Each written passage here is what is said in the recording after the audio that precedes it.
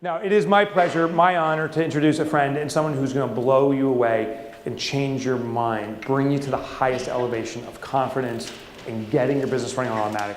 It's Mike Agugliaro. Woo! Crush it, brother.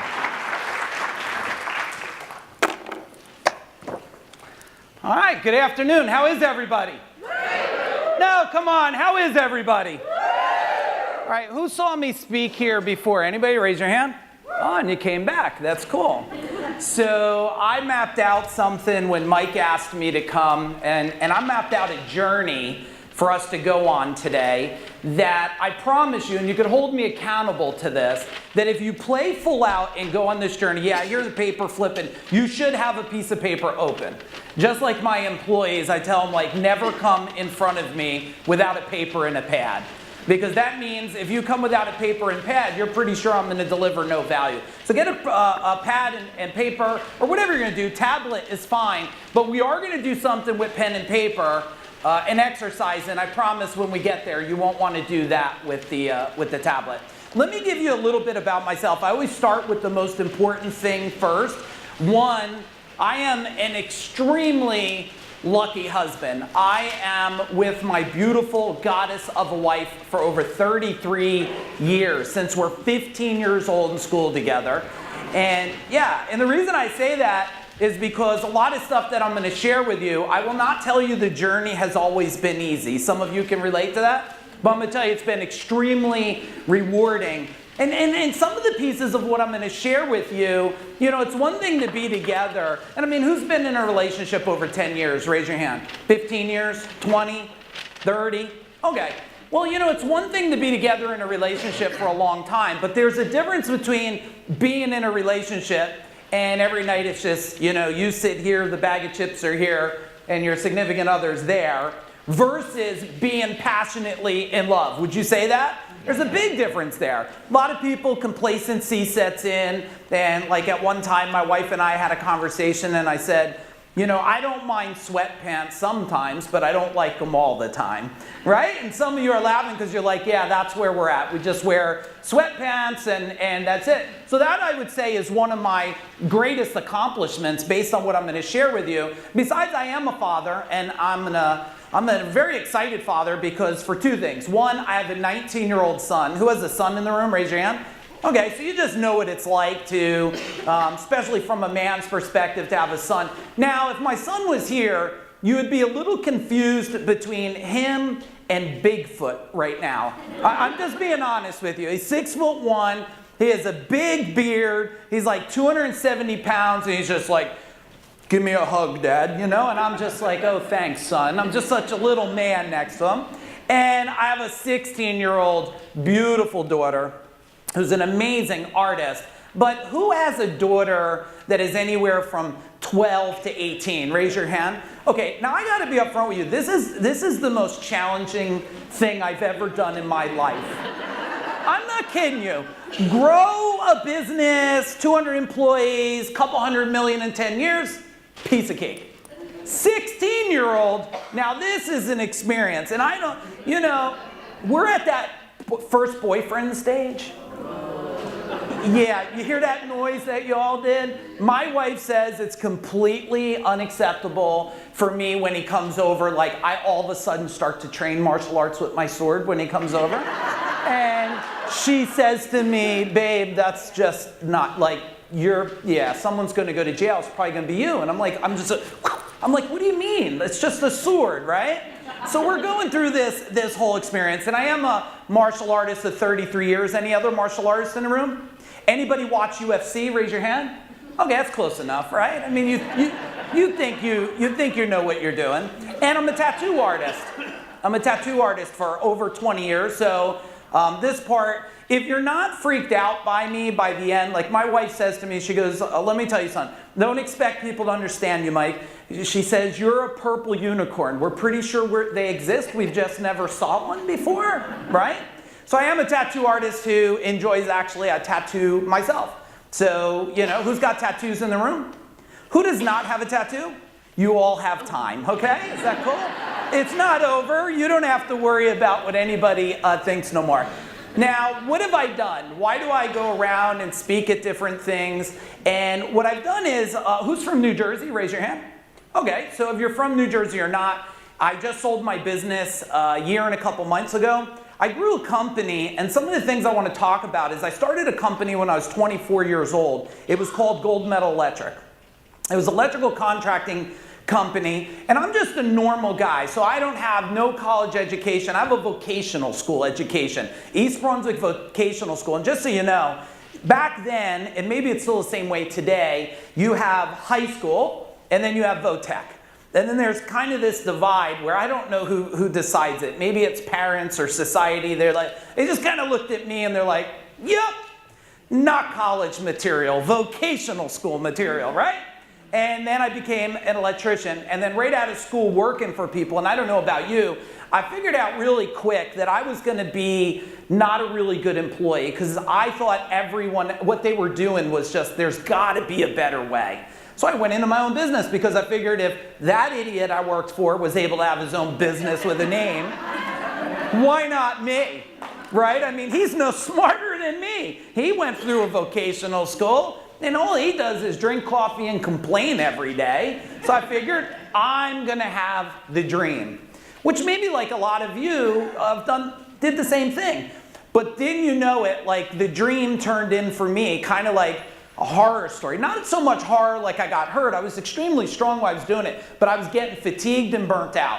Anybody relate to fatigue and burnout? Yeah.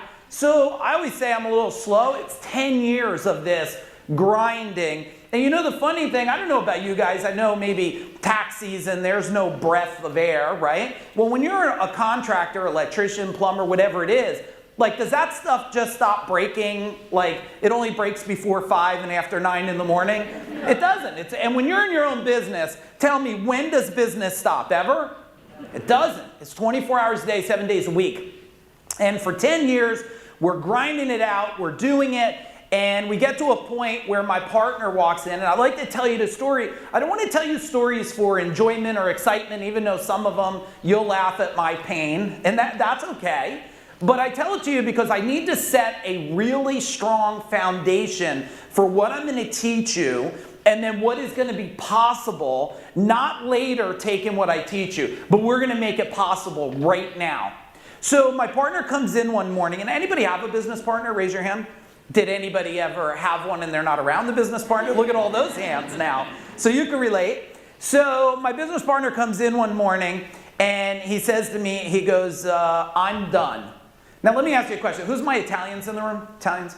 Okay, if I slip and say a curse word, is that okay? Are you sure I need everybody? Because I never know when the Italian in me is going to come out. And when it comes out, like my dad taught me a hell of a vocabulary. Okay. So let's get back to my partner. He comes in, I'm sitting down, I'm getting ready for the job, and he comes in and he goes, I'm out of here. And I said, oh, okay, I'll see you tomorrow. I thought he had a case of the shits or something. You know? Like, there was no warning of this. There was no warning. And all of a sudden he's like, nope, Mike, you don't get this. I'm done. I'm burnt out. I'm fatigued. I can't take it. I can't take it. I can't take the early mornings. I can't take the late nights. Now in contracting, as you guys know, and I'm sure all of you have done a remodeling or gardening or something, your knees, who in here, your knees are just starting to feel a little different? Yeah, you're like, man, even sitting in the chair, like it's aching a little bit. And I said to him something he never expected. I said, you're out, I'm out. What'd you think? Like, you're just gonna leave and be free and I'm gonna die here? Like, that ain't how that stuff's gonna go down, right? I'm like, you're out, I'm out. And he's like, no, you don't go nowhere. Keep growing this thing. Keep doing the business. You're great at it. And I'm like, no. You don't understand. We started together, we end together. And then, I don't know, you know, time, who feels like I'm 48 now, but who's starting to feel like time's starting to distort itself a little bit? Raise your hand. Like your story you tell like it's yesterday, it was 30 years ago, right? You have no idea. So, but back then, it was like a couple days went by, I did the job, he came, we got back together, and I said, look, what about this? What about, and I got chills as I talk about it, I said, what if we don't quit? But what if we found some of the smartest people in the world, and we went and trained from them? And I said to him, I was telling him this, and he says, Mike, we don't even have money. How are we going to have money to go train with great people in the world? And then I pulled out and I was like, but we have this Amex card. And they seem to not care what we put on this card, right? They don't seem to care at all. And he looked at me and he goes, now he's an Italian, I'm Italian. He goes, that's a good point. So we went out and we embarked on this journey. And then, so now I'm going to take it back just only 12 years ago from today. It's about 12 years, 11 and a half. We made this conscious decision, which maybe, pivot points are interesting. I heard Brad up here say, which after I had a whole bunch of slides, but after I seen what happened with that thing, I was like, forget this shit. You know what I mean? No, I'm just kidding. I got no slides at all. But I got no slides. I got these cards and that board there. But he said pivot. And this might be your pivot point right here, because at the point me and my partner made this decision, we made a decision that we were going to walk to the edge. And I know some of you might be there right now, or you've been there, or you're in the transition of going there. And we said, here's the deal. We're going to jump. Now, there's a funny thing about when you jump, especially when you jump and you don't have a parachute. There's only a couple options there. And me and my partner were ready for any of the options. Option one was jump, and just like you see those little cartoons, they just kind of fall to the ground. They're like, we were dying anyway. What did it matter? It didn't matter if we flattened on the ground. Option number two was we jumped and leaped so hard that we landed on the other side. And that's what we did. So we focused down, and in less than 10 years, we went from under $1 million, and pretty much 4 of us. I always say it was me and my partner and 2 not very intelligent helpers. Did you ever work with anybody that you swear that they're not lefty, but they have 5 left hands? You ever work with that? They just can't get anything right. That was our hell we lived in. And so we went from that just 10 years ago, under $1 million, 4 of us grinding out, burning, to 10 years later, we did over $200 million. We did $32 million just a year ago. And that's not impressive. I think what's impressive, and I want to give a little kudos to Mike, because I know Mike for many years now, and I applied the profit first to our company. So not only were we 32 million, we were double-digit profit. Is that good? Yeah, let me tell you something. In my industry and service, that's incredible. And we were anybody in New Jersey, and those of you that don't know, it doesn't matter. We were so strong and so powerful in New Jersey, 165 of these yellow and black trucks labeled gold medal, that these competitors that tried to, and I'm going to talk probably about market penetration and market share and give you some real ninja stuff, because that's why I mapped this out, because I mapped this out for this talk. This is not some generic thing I've did before. I mapped this out for you guys, because Mike said bring this thing that's just going to be almost like mind-altering magic, that when you leave out that door, it's changed forever. And so as we're there, and I want you to know, at 165 trucks, 200 employees, people trying to enter our market, which they couldn't, because I built such a wall, out of nowhere, all of a sudden, they start chasing us. Because if you only have a couple choices if you can't beat them. Like, there's a couple things. If you can't beat them, you can just blow them up and kill them or something. I mean, that's the warrior's way, right? Number 2, if you can't beat them, well, you could buy them. Isn't that true? So before you know it, just a year and a couple months ago, we lightly went out for bid on our company to see, because they were chasing us, all these people. We had 11 companies fight for us, and then a $40 billion company came in and just swooped us up. Is that good? Yeah, it's amazingly good. Now here's the thing. We didn't care if we sold. Some of the things I'm going to talk about, because our company, my partner and I, didn't even have an office in our building in East Brunswick. We have a 15,000 square foot building. We didn't even have an office there. We did not go there every day. For 5 years, we got this company that was doing whatever, 32 million to run by itself. And I'm going to talk to you a little bit about that. Is that a sense of freedom, everybody? But it takes skill to do that, and I'm going to teach you some of the skills, because if you don't, it is kind of like a paint by numbers. It is. But if you miss one of the, you remember your kids, you're like paint by numbers, but they don't really know how to count to 32, and they miss one number. Instead of looking like a duck, it looks like a pigeon or something. You got that, right? So it is a paint by numbers that I want to share with you, and I want to give you this step that has to happen. Now, I do some talking. I spoke to Samsung the other day. I'm always honored when Mike brings me out to speak to you guys. Anybody know Jay Abraham at all? Okay, if you don't, you may want to. I mean, he's the $9.4 billion guy. I'm in his documentary that's coming out. And I don't say that to impress you like, oh, Mike's around really cool people. Because I'm here in jeans and, you know, I'm really an average guy at heart. I don't have a 10,000 square foot home. I'm a real conservative, just humble guy. I say it because what we're going to go through, I've applied it to gold medal service to take it to the point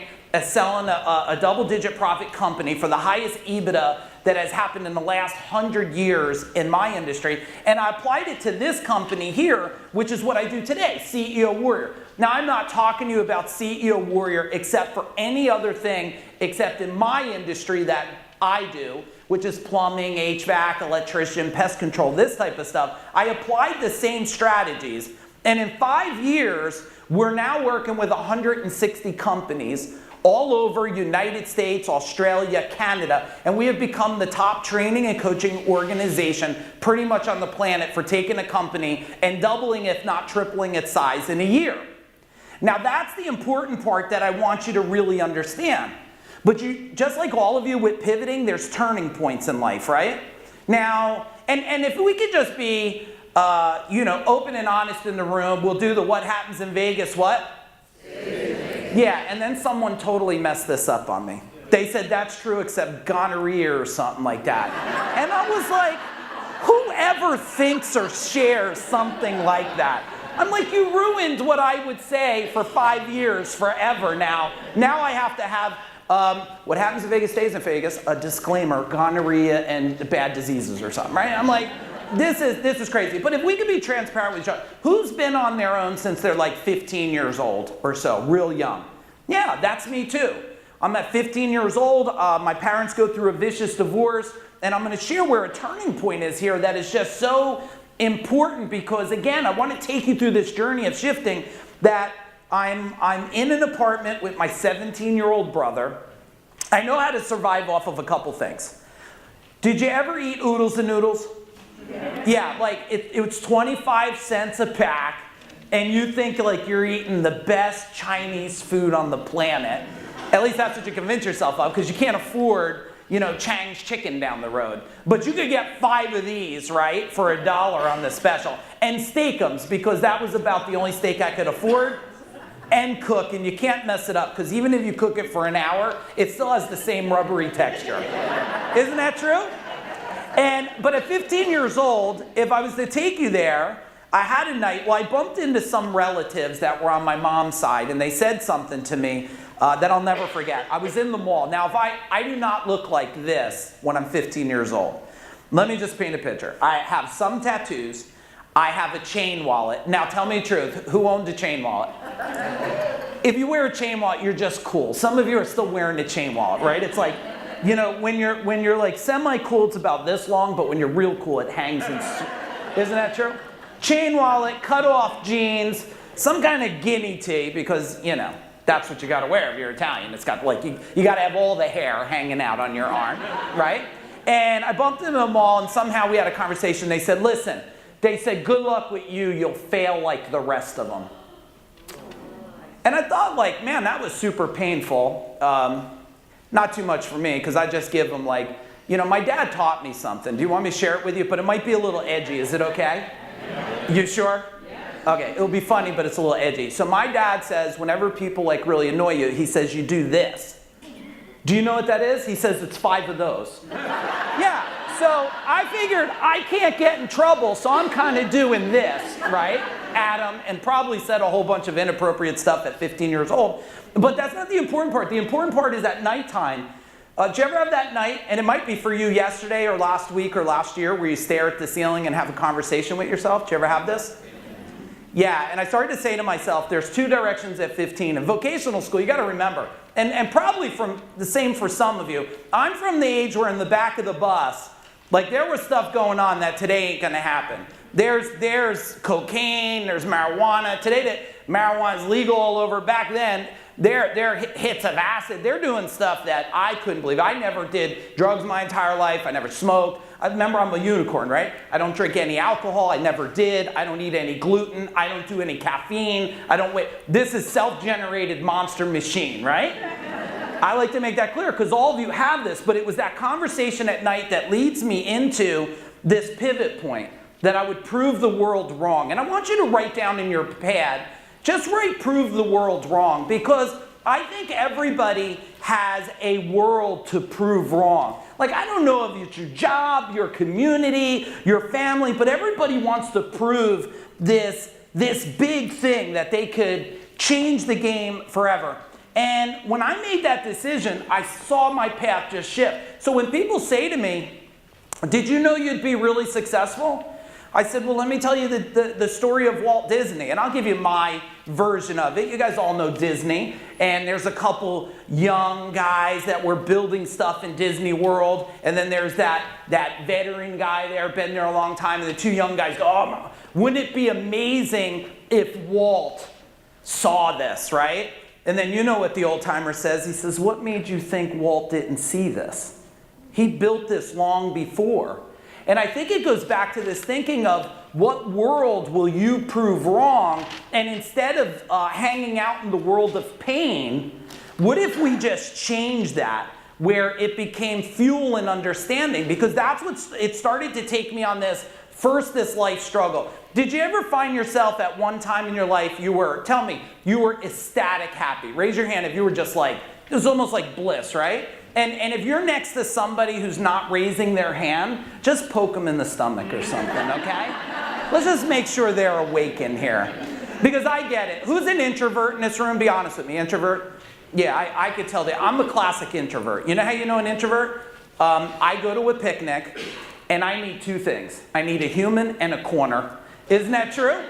And I'll just go to that corner, and you guys are probably like, how's that possible? He's on stage. I forced myself to do this. I go to the corner, and we'll talk about all kinds of stuff, and God forbid if he has to go to the bathroom or something, I'm out. As soon as he goes to the bathroom, I'm like, hey, it was nice, everybody, and I'm gone. So challenge your introverted self today to playful out, because I promise you, when we're done, today, tonight, tomorrow, you're going to be telling Mike and the team, like, this changed my life. That's the target for me here.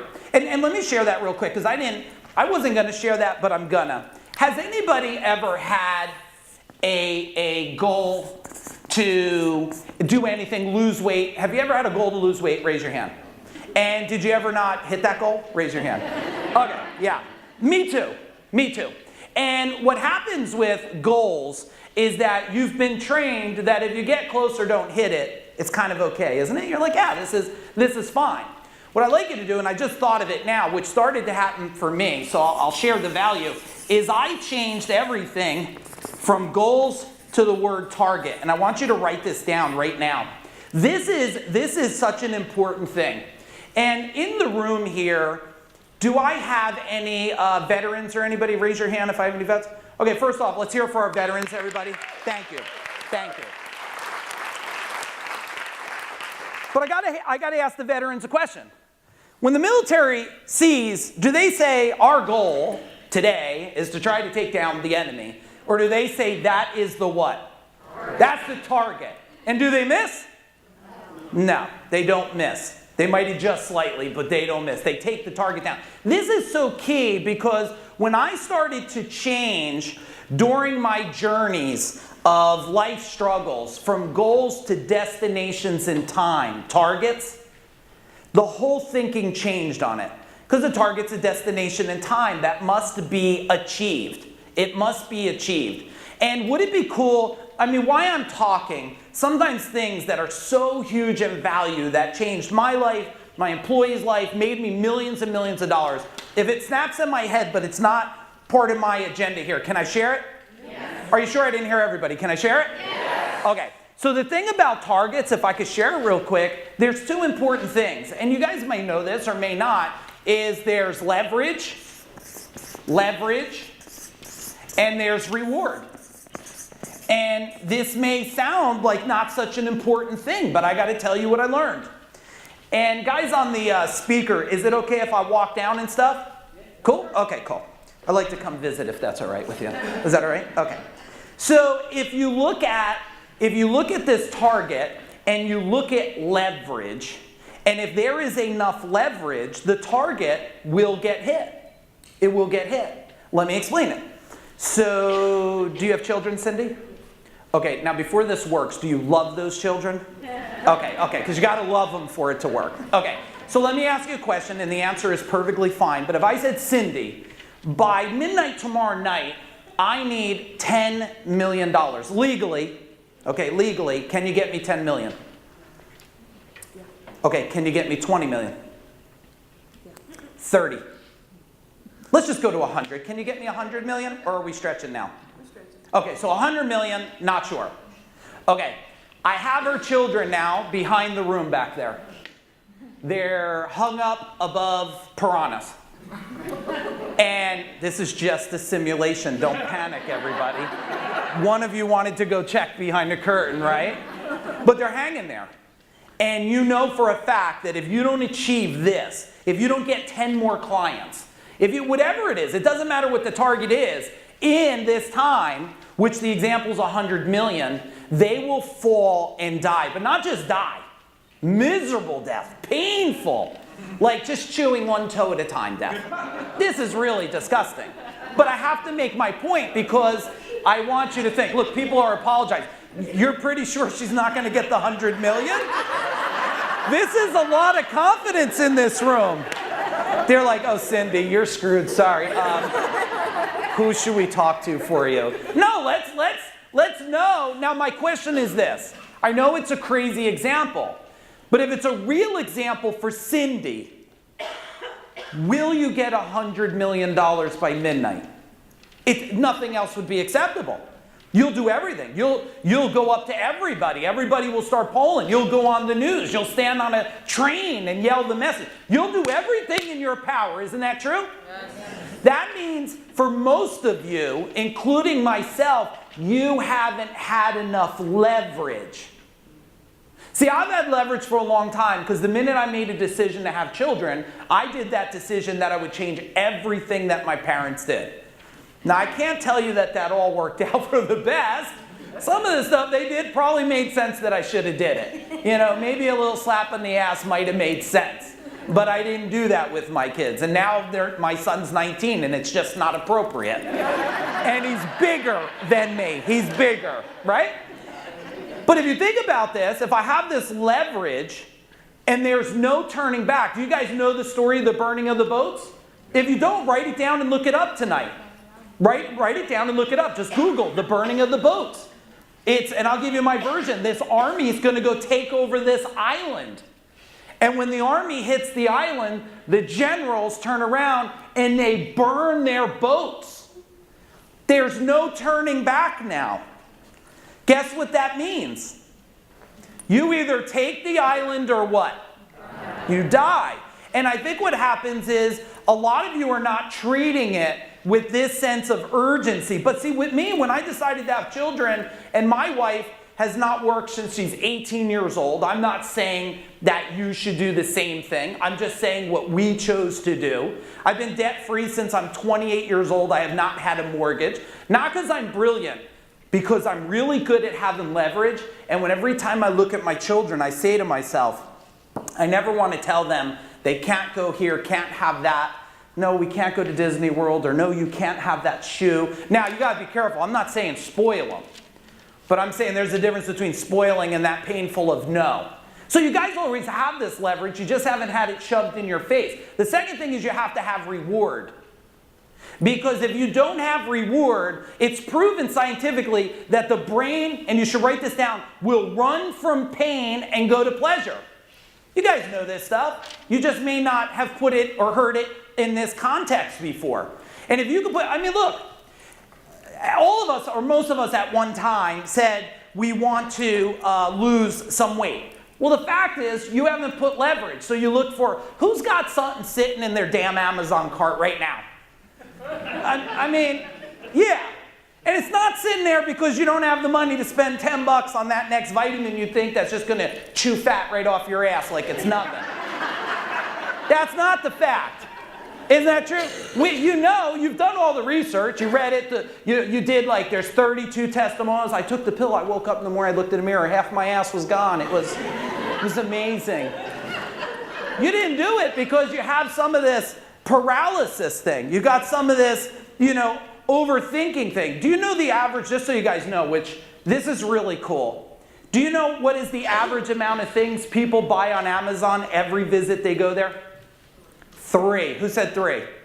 Yeah, you get a gift for saying 3. It doesn't really matter if that was a lucky guess or not, but you still get a gift. Come on up and get it. And this book's on Amazon for 99 bucks, so it's a good ass gift, okay? Which is just going to probably get you to Amazon to put more stuff in your cart or something. But 3, you realize you don't even have to sell anybody anymore. The minute you have somebody even interested in your service, immediately you might as well ask them what else they need. They've been trained to buy 3 things. This is the best time in the entire world for that. Does this make sense? Say yes. Because I need to click for you, even if it clicks a little bit for you. Now, I want to share now, how do you get a business to run by itself anyway? I mean, you got to have processes and systems. I heard them talking about, write this down, okay? Processes equal profit.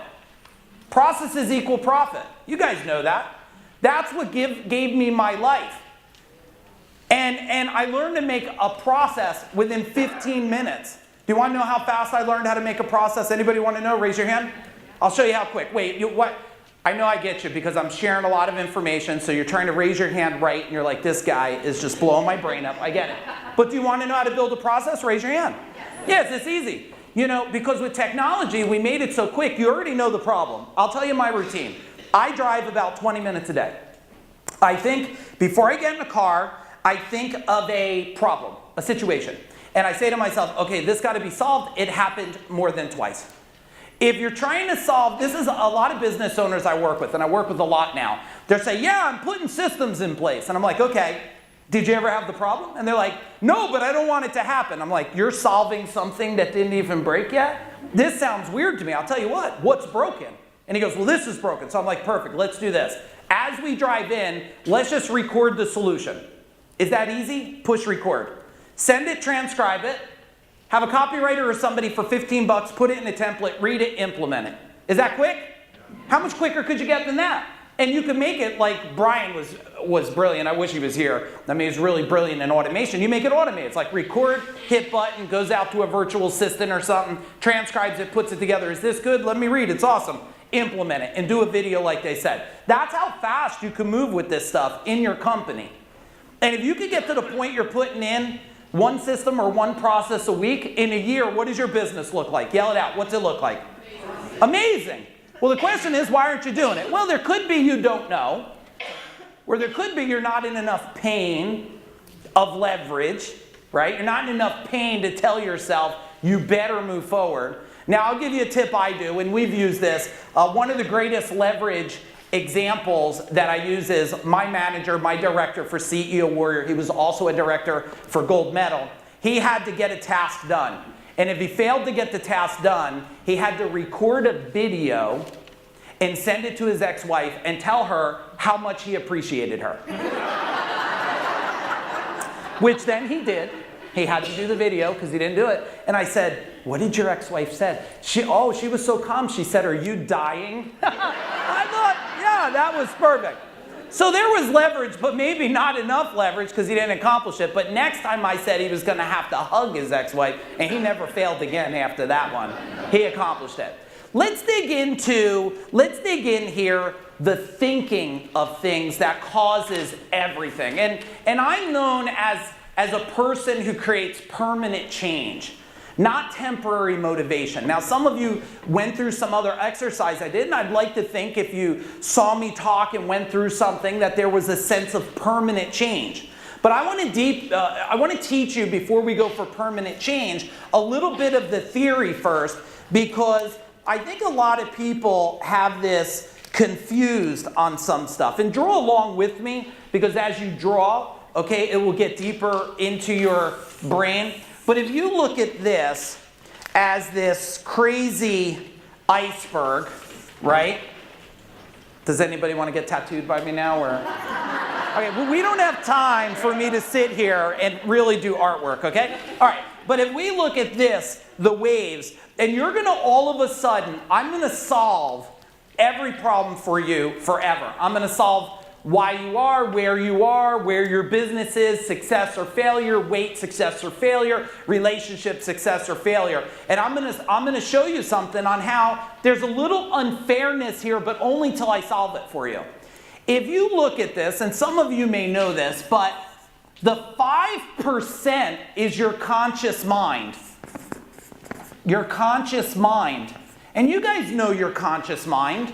That's you watching me, you laughing at me, you processing like, why is this guy got all these tattoos? He probably was a criminal and not telling us or something. You're like, why is this pinky all jacked up? Because it's got a problem, clearly, so stop staring at it. I'm not tricking you by bending it. It's messed up, right? But 5% is the conscious part of things. But here's the deal. Here's the part that you should really, really be wondering. Why you're at, where you're at, happy or not, what's the next level? It's the 95% below the surface, which is your subconscious mind. Your subconscious mind, just so you know, drives all thoughts, behaviors. It is your Mac computer. It's your computer. It's telling you what to do and what not to do. It tells you be scared or not be scared. It tells you all this. And if you don't understand this, well, then you can't go back in and rewrite this. I call it going from human to superhuman, is the ability to open a door here and rewrite that hard drive. And let's talk about how this is written. And I don't want to get crazy foo-foo on you. I'm going to make it simplistic. But I also want to share with you, how does a vocational school kid grow a company to do $200 million in 10 years and then pretty much make so much money that he never has to work for the next 10 generations if I can live 10 generations, right? That's why I want to share you. That's why I want you to focus on this. We have to open this. But how does this happen? How do you get programmed anyway? I think the best example is, let's use a baby. So, okay, this is the cute little baby, okay? Here's the cute little baby. No, I'm just kidding. This is the baby. And here's the mom. The baby's in there, mom comes in, and on top of the baby, who's afraid of spiders in here? So if I had a spider in my pocket, you'd be really freaked out now. Okay, some of you are like, I'm ready to get it. I don't have a spider in my pocket. It's just an example, okay? Here's the deal. I walk in, baby, spider, watch how creepy I can make this, is walking really slow. Is this creepy or what? I practiced this shit for you, okay? I did. Spider's walking on the baby. Baby screams, cries? No. Baby don't even know what a spider is. But wait a second. And men, you've probably experienced this. Mama bear comes in, just like that alligator show, that guy, right? He's like, there it is, off in the distance. It is a gorilla spider crawling on a child, right? So Mama bear's there, and she screams what? What the heck, spider? And she goes ninja in. Grabs the kid, one arm, kid's in the air, swatting stuff, flying, kicking, baby screaming, spider, spider. Calling husband at work, there's a spider here. And you're like, okay, I'm at work, what do you want me to do, right? Like, I've had this conversation like 32 times in my life, right? I've been with her 33 years, pretty much once a year we have this about the spider, right? I'm like, it's only that big, it's not a wolf spider. Just step on it or spit on it, it will drown, right? But there it is, and now this kid forever is afraid of what? Spiders. And depending on the experience, and it doesn't matter if it's the spider or you were told in when you went to gym in the locker room, you're ugly or you're fat or look at your hair. Why do you have those shoes? You've been written on in your subconscious mind. And now, all you worry about is, what do I look like? What do I say? How do I act? Am I completely appropriate right now? Let me make sure. You've been framed into this computer system. Does this make sense here? Your goal, though, for us today is to see if we could open this up a little bit, this subconscious key, unlock the door, go in, program some stuff by your choice, your own will. It's not hypnosis. Hypnosis is good, but it is so much stronger if it's you that opens the doorway, changes it, locks it, and that hard drive is written forever. The success hard drive. The minute I learned about profit first in this stuff, and I knew profit, and Mike will tell you, this is no bullshit, he's teaching on my stage in my event, and he says something, immediately I'm on the phone with my partner. I'm like, implement this, get multiple bank accounts, find some. But the thing was, by hearing something, it unlocked the key, rewrote the way I thought about something, and locked it. Same for you, or you wouldn't be here. You wouldn't be here if you weren't on the quest for unlocking something. Isn't that true? You're not here because the world is amazing, you had nothing else better to do but hang out. You're here because life has to change and it has to improve. So I want you to understand this part right here first. The second part I want you to understand is people have confused you a little bit and they told you it's all about mind. It's all about mind. They lied to you, I'm sorry. Whoever said that, punch them in the balls. No, I'm just kidding. Don't get crazy on me. Okay, here's the thing. And I'm going to shift the way that you think forever about this. It's not about mindset. It's not. That's actually been the sabotage. It's about this. Write it down. Mind growth. It's about mind growth. Now, mindset plays a part. It does. But do you want your mind set in concrete? No, because then it's what? Stuck. Then it's stuck. And you don't want it stuck. So mindset plays a part, but we only want to set after we grow. While you're hearing me, you will grow. Something will shift inside of you before we're done, our time together. You will grow, and then my job is to help you set it and anchor it so there's no turning back. Because when any one of you in this room, I guarantee the fact is you just making a conscious decision right now that you'll be the richest, the wealthiest, the happiness. I mean, all of it comes back to happiness anyway, right? I mean, I had somebody tell me when I was doing 20 million, someone, I don't remember, maybe it was a family member. They said, well, Mike, right? They're like, Mike, money's not everything. And I turned around all calm and I said, yeah, you're perfectly well said from a broke-ass human. That's what I said. So, mind growth, we have to set it, then we want to grow again. Answer this for me. Knowledge is? No, it's a lie. My brother-in-law is one of the smartest people on the planet I know, but he's not wealthy. Why? Because applied knowledge is power. Applied knowledge is, I've learned it, I've grown, I think different, now I anchor it. This is me now, today. This is me. It's that decision you make that today is the day, this is me. And there's some other things I'm going to teach you that you have to put in place. But today, this is me. Then I ask myself, this is why, look, Jay Abraham, he's the $9.4 million man, a $1 billion guy. Why would I take him on as a one-on-one coach?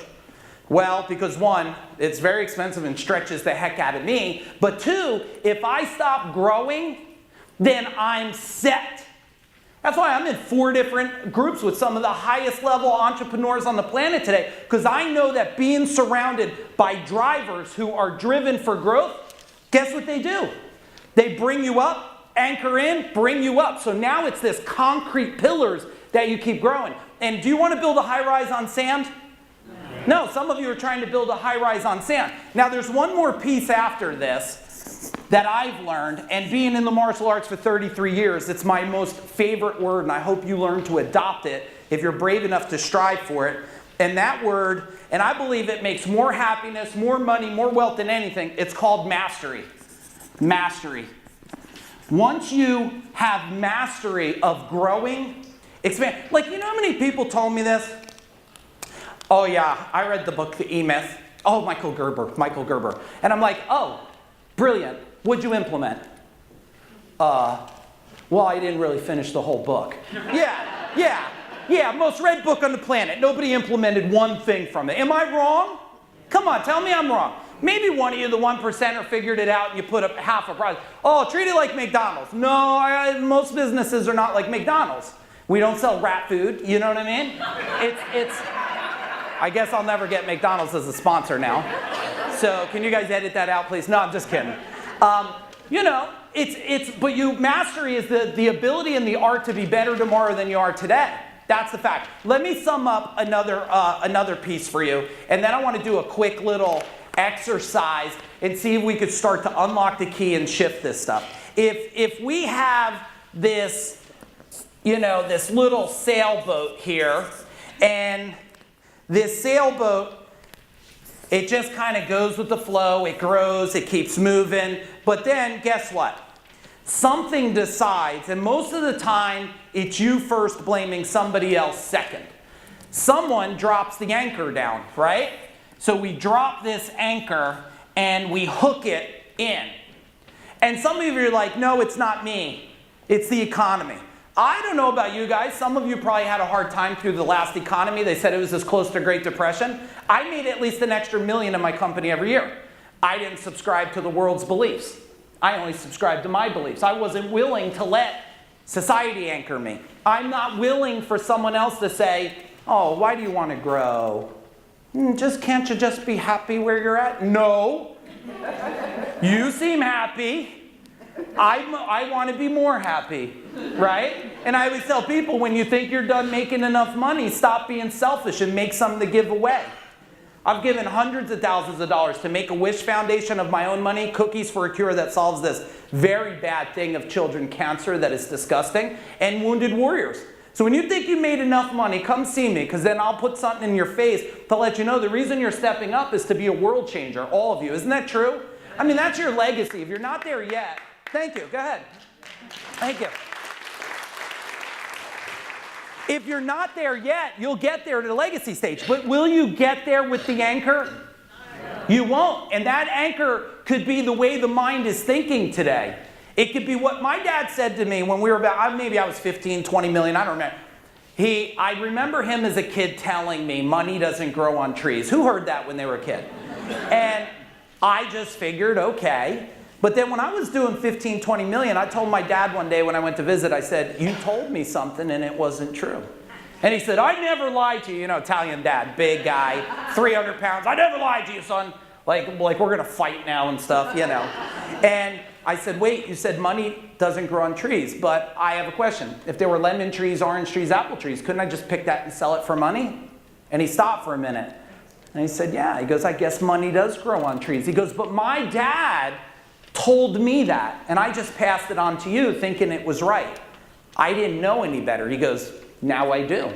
So, but that was an anchor for me. Money doesn't grow on trees. The other one is, go wash your hands. Money is dirty. So if you're programmed in your mind as a child, don't touch that. You'll get burned. And then here, my 7-year-old daughter walks across 1,200 degree hot coals on a firewalk and doesn't get burned. Don't touch that glass, you'll get cut. But then my 67-year-old mom walks across 50 pounds of broken glass and doesn't get cut. What if a lot of what you were told and taught was good to protect you then, but sabotaging you now?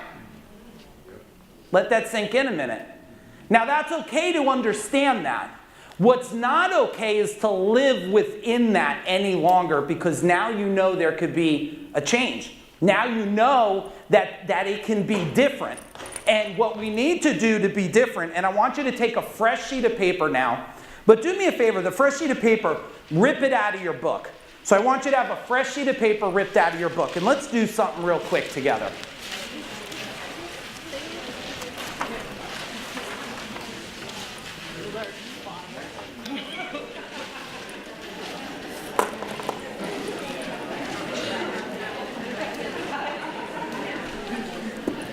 You got it? Fresh sheet of paper? If you don't, just steal one or You'll write on your neighbor's shirt or something. All right, here's what I want you to do. With the fresh sheet of paper, I want you to write something down. But it's only going to be for you. No one else is going to see it. I want you to write down, it's hot. Wait, are you having a hot flash or it's hot in here? So you told me I'm old, but yes, No, I never told you were old. You told yourself you were old. I never said that. No, I would never say such a thing. I'm already have my mind convinced I'm going to live to 125. So clearly I don't think you're old. How old are you going to live? You're having hot flash? Well, that's okay. That might help through this exercise. I'm not sure yet. All right, so what I want you to write down now on here is anything that you feel is holding you back right now. But I don't have time for you to think a long time because I have a short time. I need you to think fast. If it comes to your mind and it's like, this person in my culture is holding me back, or my husband says these things, and do not have anybody call me because you went home and told your husband go F off or something.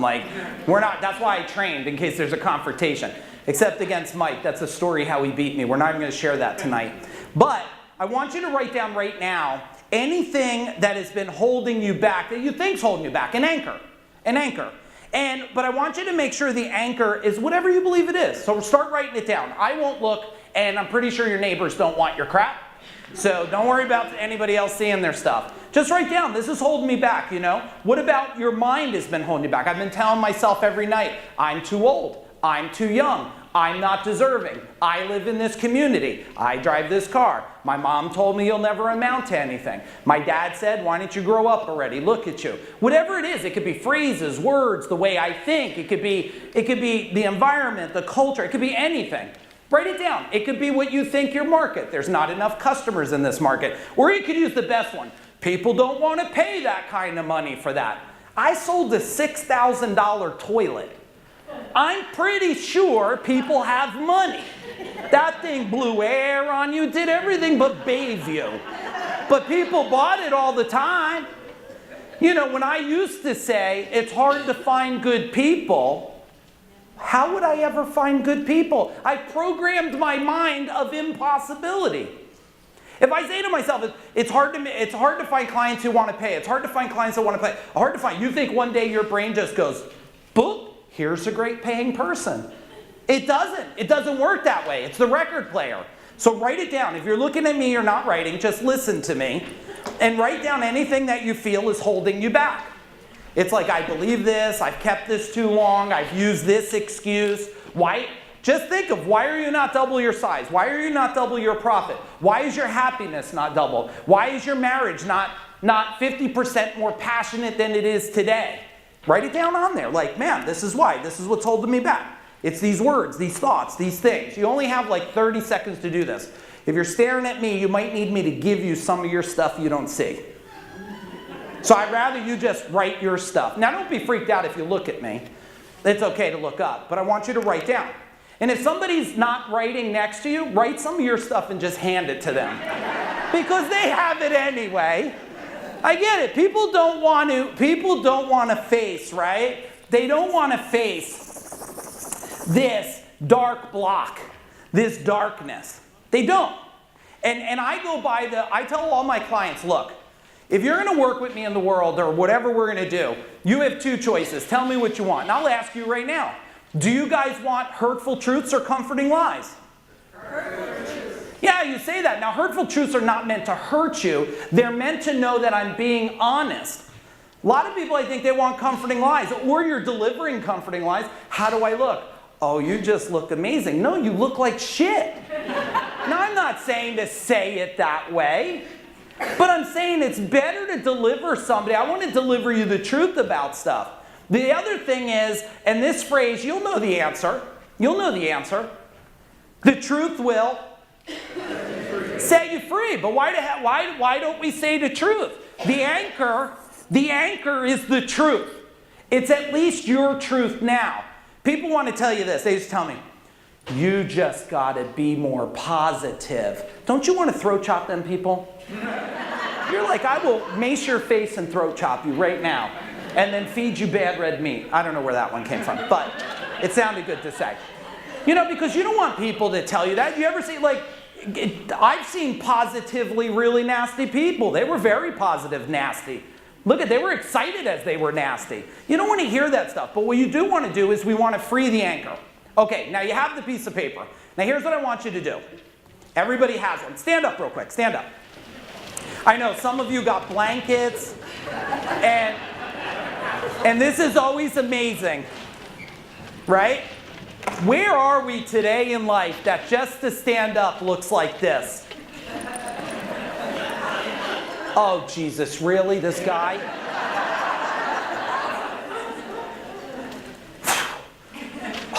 Can't believe it. He's making me stand. Torture. Complete punishment now. All I asked you to do was stand up.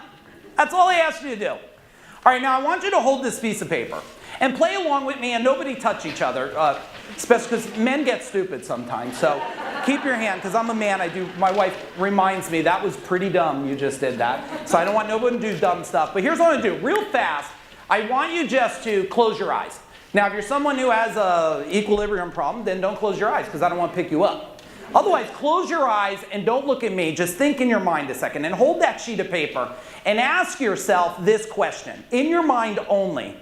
Ask the question is, how long do you want to live with that in your hand? Like, how long do you want to keep what's on that piece of paper? And then if you were to look at this piece of paper and you did not get rid of what's on there and you took it out, 5 years from now, you were 5 years older with this piece of paper in your hand, like, what would that feel like? 5 years older, still with the excuses, the suffering business, the suffering relationship, the suffering health, all because you didn't want to make a decision to rewrite the hard drive of the subconscious mind. People forget who's in control. It's your mind, your brain, your soul. You are in control. But if that wasn't enough, what if you carried this, what's on that piece of paper with your eyes closed? What if you went 10 years out? I mean, what would this turn into for you? Would you be overweight now? Would you have diabetes? Would you be sick to your stomach? Did you let your children down? Like, imagine 10 years of carrying this struggle, this pain, these excuses, this frustration. I mean, how? And stay with me. There's no judgments in here. Don't hold back emotions. You feel any way you want to feel. You're in a safe place. But just imagine how disgusting this would be 10 years from now. You're a little older, and all of a sudden, yeah, some of you don't even want to hold this no more, but please fight against it. Put it against your chest. Put it right against your chest and feel that. Now this, I would imagine, is pissing you off, frustrating you. It feels sick. It's dark. It's black. It's horrible. Yeah, I get it. It's garbage. But what does it look like 20 years from now for some of you? If you keep tolerating the same thing for 20 years, I'm not making the money, the company didn't grow, I'm a slave, I'm in the morning, I'm late at night, my children, I'm missing them growing, they're frustrated with me, my husband's frustrated, and then 20 years from now, and I don't want to upset you, I want to free you right now, 20 years from now, you're lonely, you're depressed, you don't know what to do with yourself, because you chose to not rewrite the hard drive. Now I want to give you the opportunity, but I need you to answer back to me, and the only person that could even see you is me. No one else could see you, and when I tell you what to say back to me, no one will even know. So do me a favor, play full out, because some of you have been playing too safe in life for too long. I want to know this, and the answer will be no. Do you want to carry this with you the next 20 years? What's the answer? No! Okay, but like, let's go really deep, because that was kind of like a no and unsure, and if you want to carry this, like, after we're done, you could package this up and tattoo this shit on your arm if you want. I know you don't want that, but I know that if we work right now till I'm done off this stage, we could open this key and we could change this. The answer is going to be no again, but I need it louder and more powerful. Don't worry about your voice. You'll listen to Mike. You don't have to yell back and stuff, but I want you to yell at me. Do you want to carry this 20 years out? What's the answer? No! Of course you don't. I'm going to ask you one more time, and then I'm going to share with you, and I know it's an emotional, but I want you then to free you from this, because when we make the conscious decision to make a move, to make it and get rid of this forever, you'll be free. That's the way it is. So I'm going to ask one more time, and I want you to stamp your foot when you say it, and I want it to be so ferocious, your answer back, that the commitment is that this will change forever. That's what I'm going to want from you. My question to you is this. Do you want to carry what's on that paper, in your mind, in your soul, in your body for the next 20 years? What's the answer? No! That's right. Open your eyes. Look at me. Then make a decision right now, never again, and crumple that piece of paper. Crumple it like you never crumpled it before. Squeeze it. Just keep squeezing. Squeeze it hard. Get angry with it a little bit. I need you to really make the muscles sweat. Look at your neighbor and kind of flex a little bit. Get on that. Now my question is, you have a couple choices with this piece of paper. We're not going to do that because I don't know if we're allowed. I guess I would have to ask that. And I don't know if I want you to throw all your shit at me. Because I'm going to have to tuck and roll because I don't even want it to touch me. So here's our options right now. Option number one, you could put this in your pocket because you're unsure and take it home with you. No. Okay. Option number two, you could take it home and give it to your children. Okay, option number three, you hate your husband, you could give it to him. Option number four, if the person sitting next to you has like been taking up too much of your space, you could just give it to them. Or option number five, you could just put it on the ground as the garbage it is, and when it's time to go out there, you will pick it up and throw it in the garbage. What option do you want? You sure? All right, put it on the ground and step on it. Now, like all things, step on it. All right, step on your neighbors. All right. Last part. We have to anchor this in. You feel what you feel and we're not done. You feel what we feel, we're not done. I'm going to say 3, 2, 1, and the way that we're going to anchor this in so our mind knows that it is gone and we will never live with that again is we got to celebrate real quick. Now I don't care how you celebrate.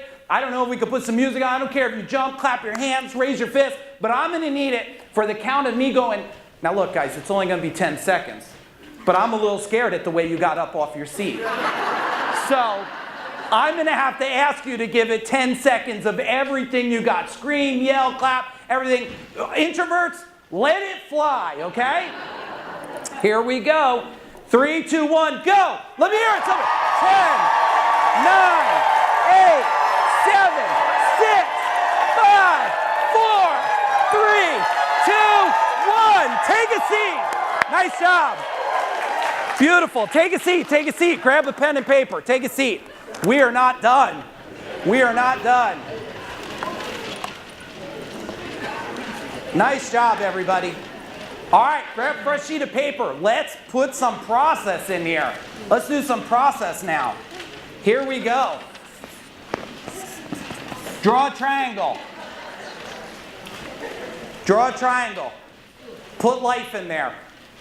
There is no business-life balance. There's not. There's life, and business is a part of it. Business alone is nothing without anybody there to do anything. People have been confusing you with this balance. No, there's life, and that's just one piece in it. Now, there's a couple pieces to life that I learned. One piece is wealth. Wealth. And we're going to talk about what wealth is on what I think it is, and you could add to it. Number 2, freedom. Wealth and freedom. And number 3, market domination. Now let me talk about all three here. Wealth is not about how to get there. It's first about what you want. And so many people are afraid to say, and I hope this doesn't burst anybody's bubble, but this whole millionaire thing, this is almost the norm today. It's getting to the norm. It's not exceptional no more. Someone comes up to me or like, oh yeah, he gets on stage, he's like, I'm a millionaire. I'm like, all right, it's kind of the norm, man. Like, if you're not there, it's just you haven't figured some stuff out. This ain't like years ago. 10 years ago, be a millionaire, you're like, oh, this was magical. Not today. There's money flying everywhere today. Who's from the day of like, there was no beeper, no cell phone, no nothing? Who's from those days? Okay, now that was impressive to make $1 million. Like, you remember that phone with the cord? Shh. Around the shit you had to go and talk back here. and every now and then you'd let go and it didn't get all knotted up. Like, that was the real world. Today, oh, hang on a minute, let me make some money. Grab your iPhone, you're like, boom, money. It's so fast today.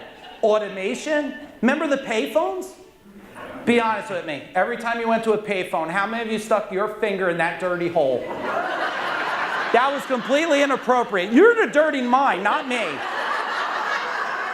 It was only really bad if you smelled your finger or something, right? That's really bad. Okay, that's bad, that's bad. All right. Now get back with me, okay? And some of you got really dirty minds, you're laughing at that stuff. That makes you worse than me. Okay, here we go. Now, what I want you to do is I want you to write down real quick, not where you are today, where do you want to be tomorrow? But don't worry about, do not worry about the how. I just want you to worry about what you want. If you were not brave enough to write down what you want, you can't get there. You know it, you got to believe it to what? Achieve it. So I need you real quick, and you'll go back and fill this out more tonight, because you'll be thinking about me tonight, I promise you. Then you'll go deeper in that paper. So just write down real quick, real fast, 2 or 3 things you want, that it's a demand. Write it down. You're going to double your business. You're going to be free from your business. This business is going to start to run itself some. You're not going to be a slave to the system. Oh, I'm the only one in the office that knows this accounting stuff. No, I'm pretty sure out of the billions of people in the world, there's other people that are smart too. Right? So write that down. What do you want? Give you a minute about it. I'll take a drink. Write fast. Morse code, whatever you got to do.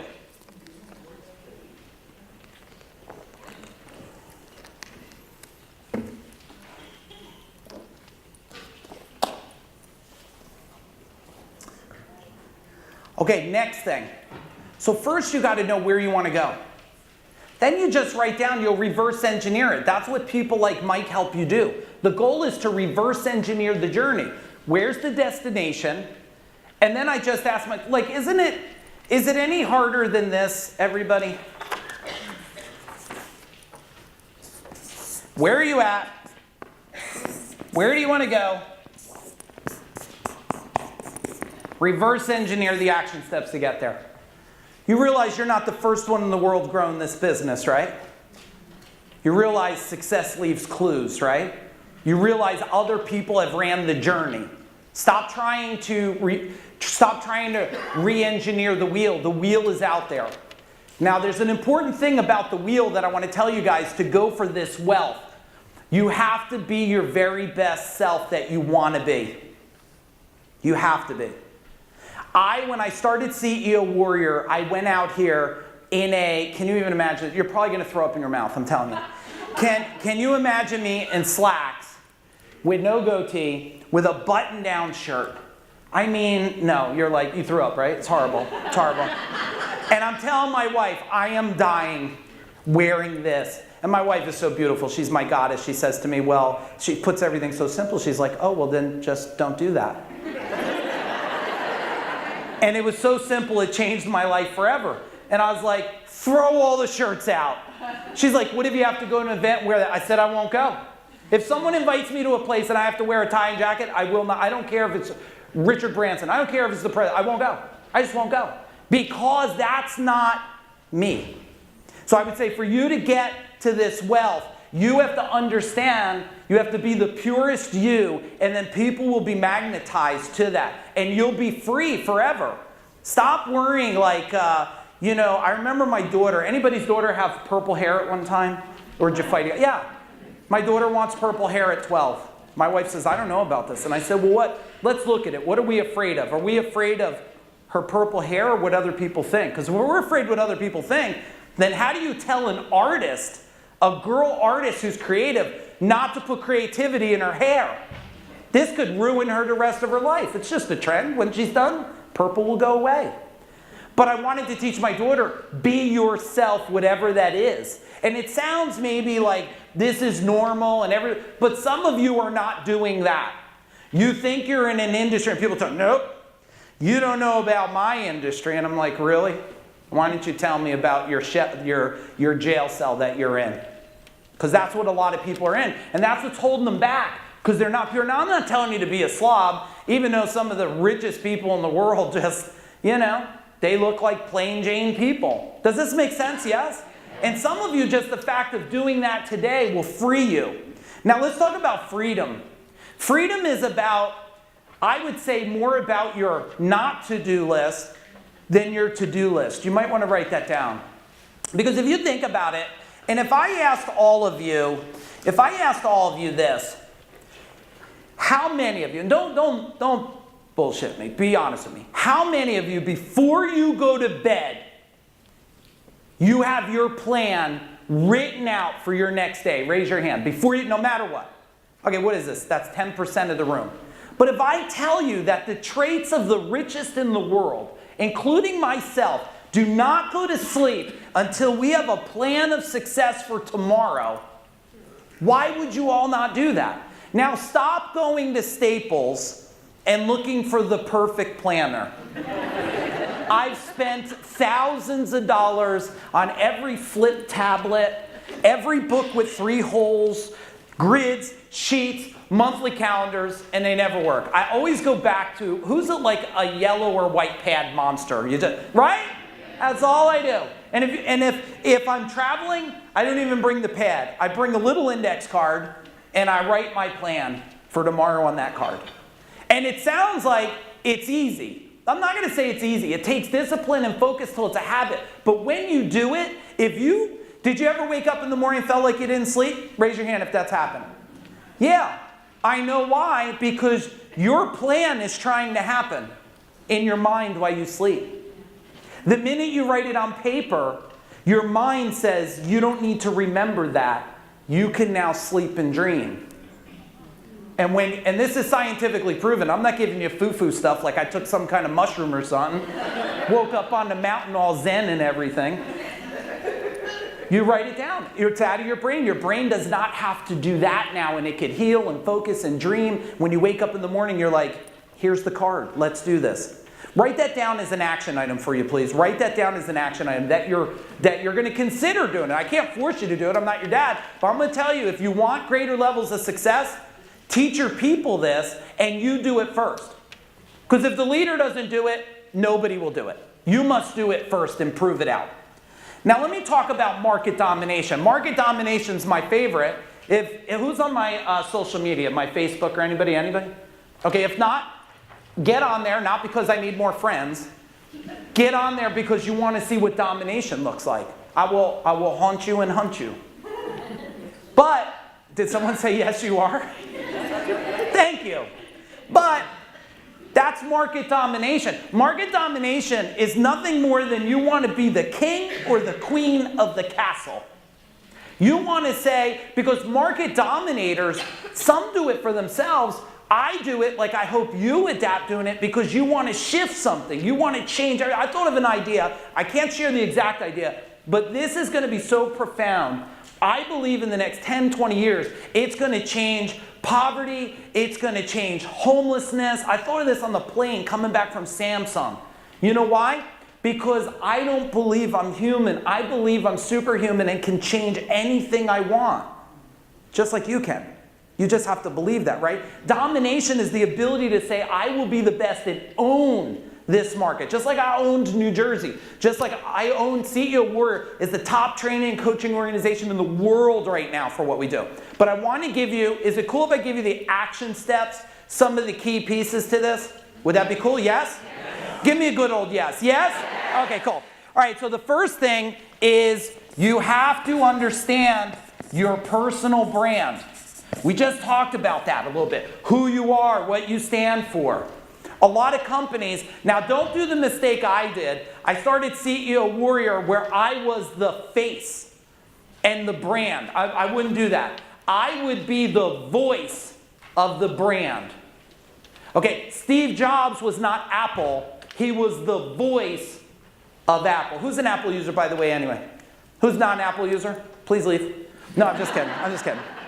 Whatever works for you, good. You must have the personal brand. You must understand your business brand. You must understand it. I mean, when I look at Mike's stuff with like this pig on it and stuff, you have to be willing to break the norms of the normal.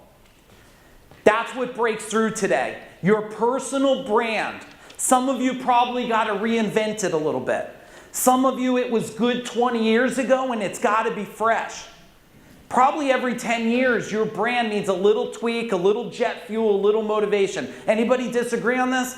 I mean, Coca-Cola, all of a sudden there's a polar bear for a reason, to make an image. There's a slight little adjustment, a ribbon added, a color, whatever it is. So you got to have your personal brand, your voice. You got to have your business brand. Your business brand. The next thing that I'm going to tell you is you have to understand your market share. This is mission critical. Once you understand how many people there are that are your perfect avatar that would buy from you, and people, you don't have to sell anybody anything. They're purchasing, write this down. People, and look, I'm in a world where everybody's trying to get your attention. Every sales guru, Grant Cardone, all these people are trying to get, let me simplify it for you. People buy value. Done. We're done. Whole sales training right there. Remember, ask questions, buy value.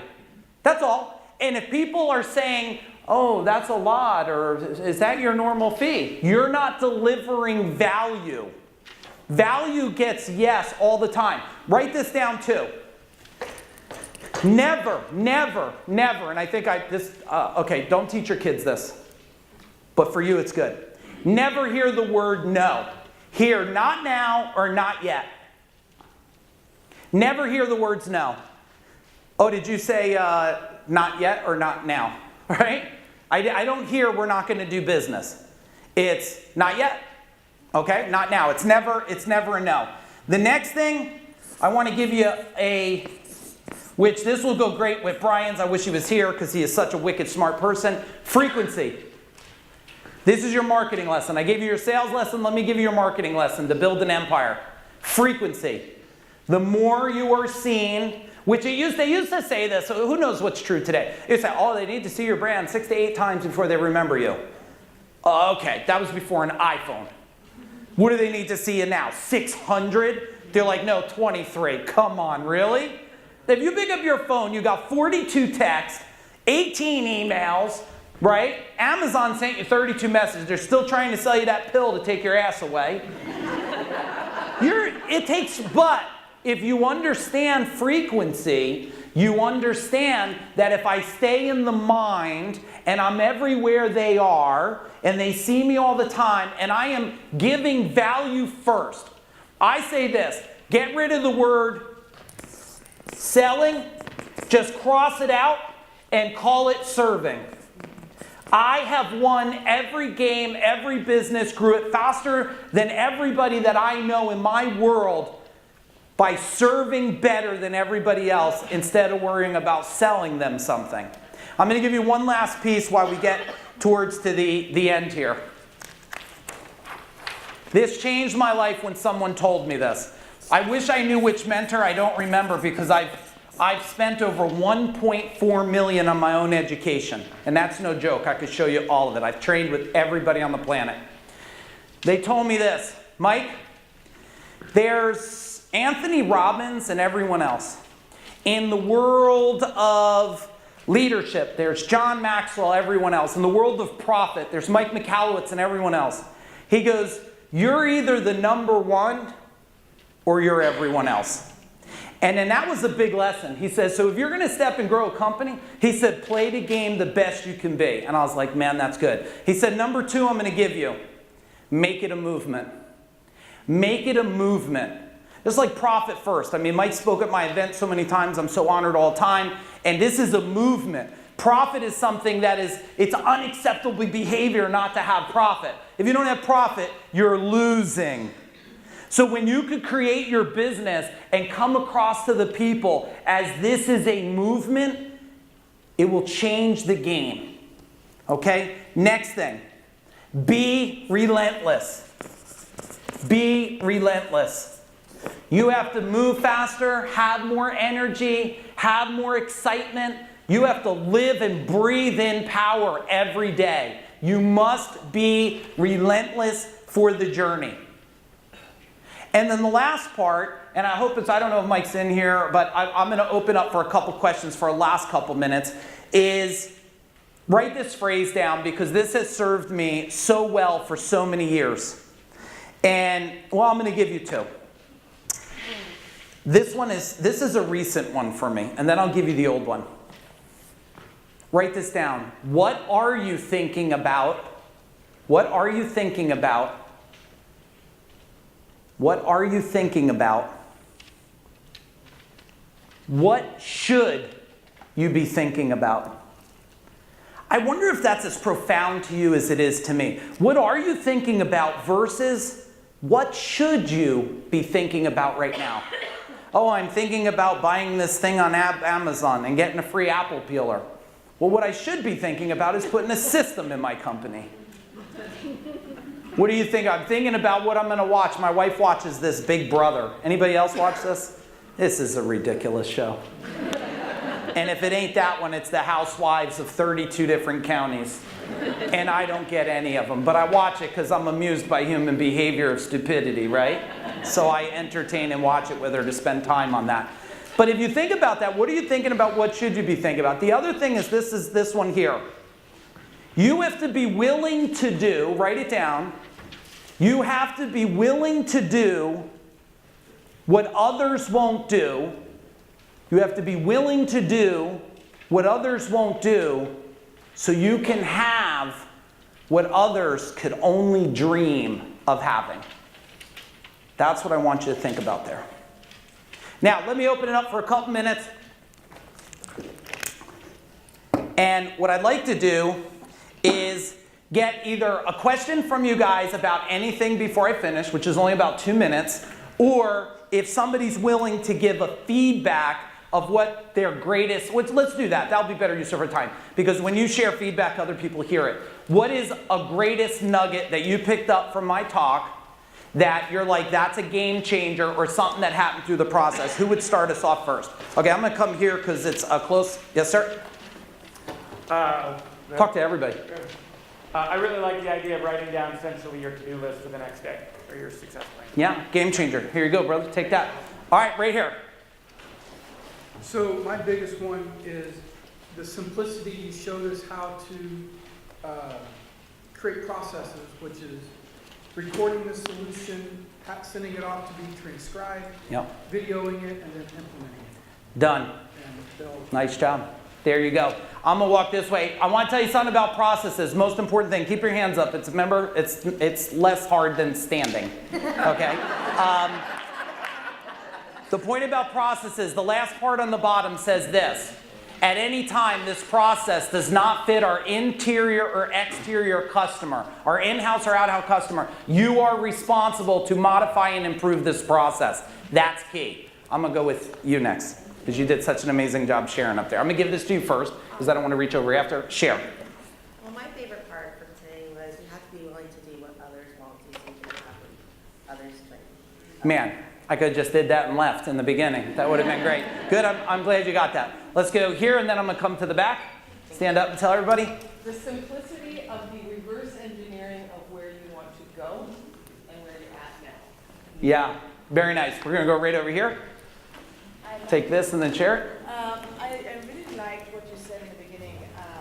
What if we, to your partner or to maybe ex-partner, what if we hired the smartest people in the world That's right. to train us to do what we want to do? Learn. Yeah, there's no greater investment than in yourself. And I'm going to do the last one here. Stand up, please, and share. The biggest takeaway is the 5% conscious mind, but the 95% subconscious mind drives all decisions. That Yeah. is a huge thing for me because I've thought about mindset, but I've never really thought about the fact that it is truly driving all my decisions. 100%. Thank you for that. So here's what I'd like to do now. First, I would like to tell you that it is a huge honor of mine to serve you today. Thank you very much. I hope this time was rewarding and that your life changes. Thank you.